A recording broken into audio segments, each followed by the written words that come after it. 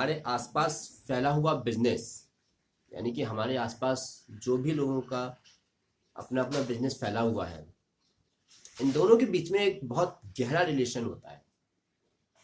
दरअसल हम जो बाहर बाजार देखते हैं, वो बाहर का बाजार हमारे अंदर के मन का विस्तार ही होता है।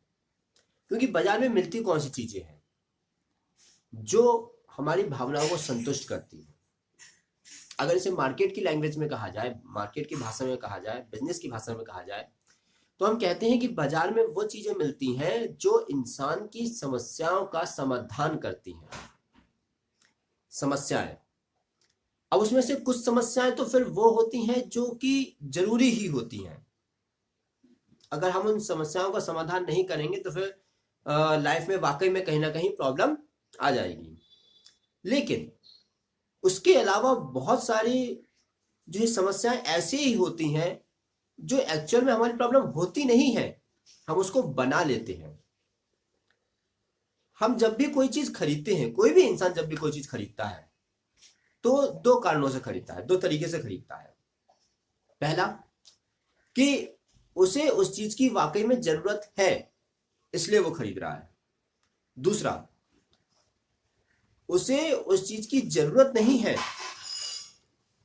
वो इसलिए खरीद रहा है क्योंकि उसके पास पैसा है और उसने लोगों को जो है वो चीज खरीदते हुए देखा है, उसने अपने आसपास उन चीजों को जो है देखा है, इसलिए उसके मन में भी एक इच्छा जाग उठती है, उसके मन में भी एक जो है विशेष जाग उठती है कि मुझे भी ये लेना है। उसकी जबकि जरूरत नहीं है, दूसरों की देखा देखी उसने अपनी जरूरत बना ली है। तो हमारे अंदर जो चल रहा होता है उसी के चलते बाहर बाजार सज रहा होता है।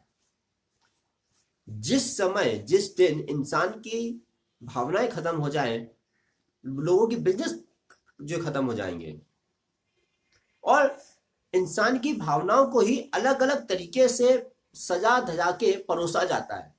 जिसे हम कह देते हैं मार्केटिंग का एक नाम दे देते हैं, पोजीशनिंग का नाम दे देते हैं कि आपने प्रोडक्ट बना लिया, उसकी पोजीशनिंग करो, इंसान के दिमाग में अपने प्रोडक्ट को बैठाओ। यानी कि इंसान के दिमाग के अंदर जो चल रहा है उसकी साइकोलॉजी को पकड़ के उसको इस तरीके से वो चीज परोसो ताकि अगर वो विचार जो कि इंसान के दिमाग में चल रहा है, अगर वो उसकी जरूरत नहीं भी है तो उसे लगने लगे कि हाँ वो उसकी वाकई में जरूरत है।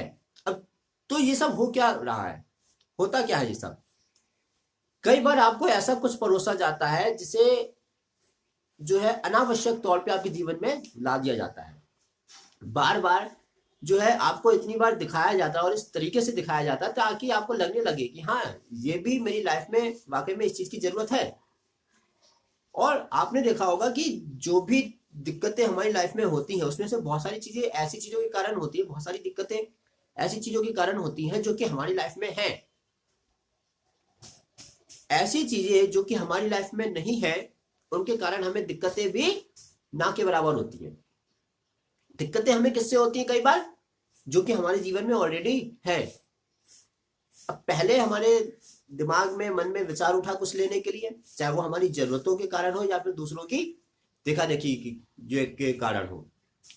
अब हम उसे ले आए जो बाहर से अंदर, बाजार से घर पे ले आए, ठीक है। अब कुछ समय बाद यदि वो हमारे जरूरत की है तब तो ठीक है, लेकिन अगर वो हमारी जरूरत की नहीं है तो फिर वो हमारे लिए कहीं ना कहीं प्रॉब्लम क्रिएट करती है। जैसे संस्कृत में एक भाषा बोली जाती, एक बात बोली जाती है ना, अति सर्वथा वर्जित, अति हमेशा खराब होती है। तो वो कंसेप्ट यहाँ पे भी लागू होता है। तो बाहर का जो बाजार है, हम इस बात को समझे कि वो कहीं ना कहीं हमारे ही विचारों का एक प्रतिबिंब है। जो हमारे अंदर चल रहा है उसी का एक पदार्थ रूप है जो बाहर सजा हुआ है। और उसकी जो हम कीमत चुकाते हैं, आपने एक बात ध्यान दी होगी कि कई बार कीमत इस आधार पे नहीं होती जो भी हम उसकी चुका रहे होते हैं कि वो कितने में बनी है। वो कीमत इस आधार पे होती है कि उसकी इंसान की लाइफ में महत्वता क्या बताई जा रही है, क्या बताई जा रही है, क्या है नहीं, क्या बताई जा रही है। क्योंकि महत्वता कितनी है वो एक अलग चीज है और क्या बताई जा रही है वो एक अलग चीज है। हो सकता है कि उसकी इंपॉर्टेंस सिर्फ इतनी सी हो लेकिन आपको बढ़ा चढ़ा कर इतना बताया जा रहा हो। तो जितनी ज्यादा उसकी इंपॉर्टेंस बताई जाएगी उतनी ज्यादा उसकी वैल्यू बढ़ेगी और उतनी ही ज्यादा उसके प्राइस डिसाइड होंगे।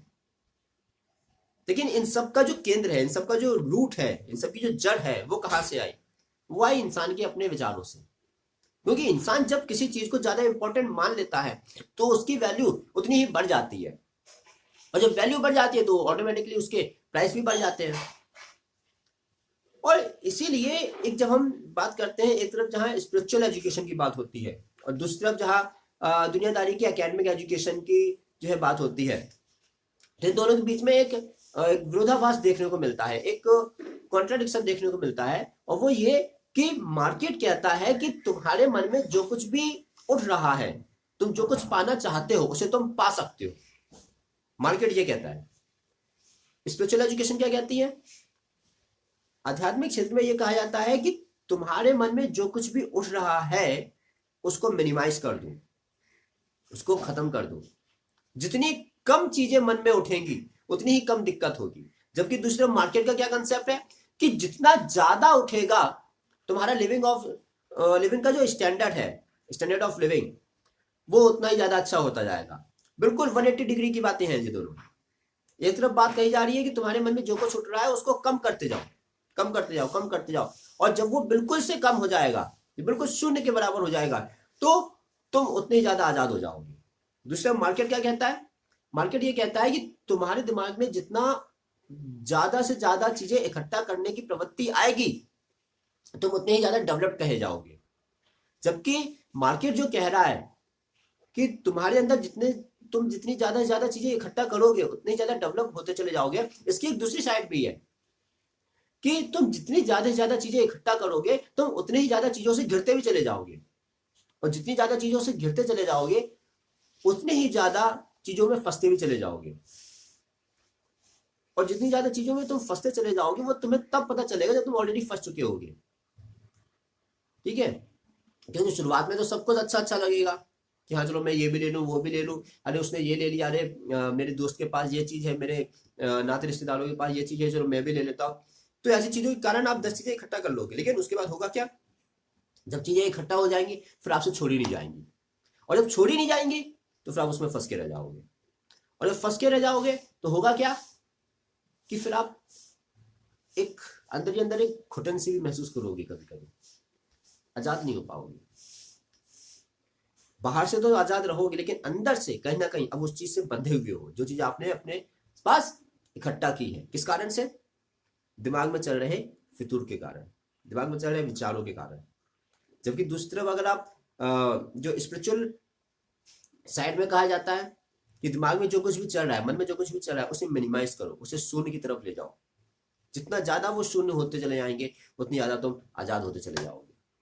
और लेकिन इसके साथ ही विचारों में जो चल रहा है उसको तो शून्य करो ही, लेकिन इसके साथ ही आपका जो वर्किंग पार्ट जो है उसे बढ़ाते चले जाओ।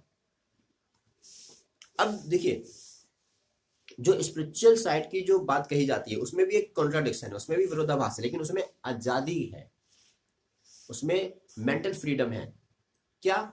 जब दिमाग में बहुत कम चीजें इकट्ठा करने की बातें उठेंगी तो क्या होगा कि आप इकट्ठा तो कम करोगे, काम ज्यादा करोगे। जब आप काम ज्यादा करोगे, चाहे वो अर्निंग के पर्पज से हो या किसी और पर्पज से हो, तो उससे होगा क्या कि आपके पास वेल्थ बढ़ती चली जाएगी। वेल्थ से मेरा मतलब ये नहीं है कि आप 10 चीजें इकट्ठा कर लो। वेल्थ से मेरा मतलब जो है आपके मेंटल हेल्थ का भी है, फिजिकल हेल्थ का भी है, पैसों से रिलेटेड भी है, और दुनियादारी में जैसे आप कहते हो कि अपने नेटवर्क बना होना चाहिए, कॉन्टैक्ट बने होने चाहिए, उस सब चीजों से भी है। लेकिन वहां आप फंसोगे नहीं। क्यों? क्योंकि आपके पास ऐसी कोई विचारधारा नहीं रहेगी, आपके पास कोई ऐसा केंद्र नहीं रहेगा जिसमें आप ये सोचो कि मुझे चीजें इकट्ठा ही करनी। जब मन में कोई कुछ इकट्ठा करने की तरफ ही नहीं है तो वो कुछ रहे या ना रहे आपको कोई फर्क ही नहीं पड़ेगा, और जब कोई फर्क ही नहीं पड़ेगा तो फिर आप आजाद रहेंगे। तो ये मन के विस्तार और बिजनेस के बीच का एक बहुत गहरा रिलेशन रहता है।